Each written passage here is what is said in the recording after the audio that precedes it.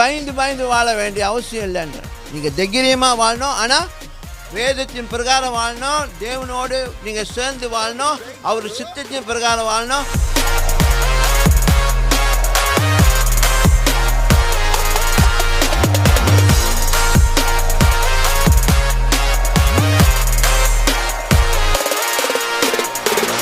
பயந்து பயந்து வாழ வேண்டிய அவசியம் இல்லைன்ற. நீங்கள் தைரியமாக வாழணும். ஆனால் வேதத்தின் பிரகாரம் வாழணும். தேவனோடு நீங்கள் சேர்ந்து வாழணும். அவர் சித்தத்தின் பிரகாரம் வாழணும். அவர் நோக்கத்தின் பிரகாரம் வாழணும். அந்த பிரதிபலன் உங்கள் வாழ்க்கையில் கனியாக காண்பிக்கும்.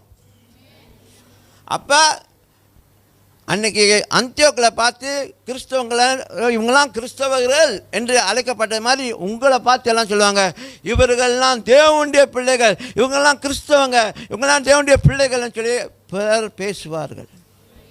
அதுதாங்க அடையாளம். ஸோ அதுக்கு தான் இப்போ ஆண்டவர் நம்மளை வச்சிருக்கிறாரு.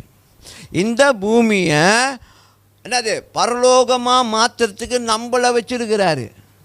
அவர் மாற்ற மாட்டார், நம்மளை கொண்டு தான் மாற்ற போகிறார். நம்ம மகிமை மேல் மகிமை அடைய மறுரூபம் அடையும் போது நம்மளை சுற்றி இருக்கிற எல்லாமே மறுரூபமாக மாறப்போகுது. மறுரூப நிலையை அனுபவிக்க போகுது.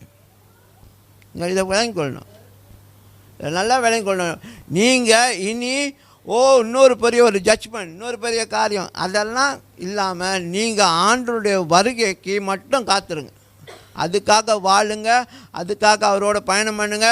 அதே நேரத்தில் உங்களை பார்க்குறவர்கள் கிறிஸ்துவை பார்க்கும்பொழுது நீங்கள் பேசுகிற வார்த்தைகளும், நீங்கள் அவங்களுக்காக செய்கிற ஜெபங்கள், நீங்கள் அவங்கள பார்த்து பேசுகிற நல்ல வார்த்தைகளால் அவங்க வாழ்க்கையில் நடக்க போகிற பலன்களை பார்த்து உங்கள் பின்னால் வருவாங்க.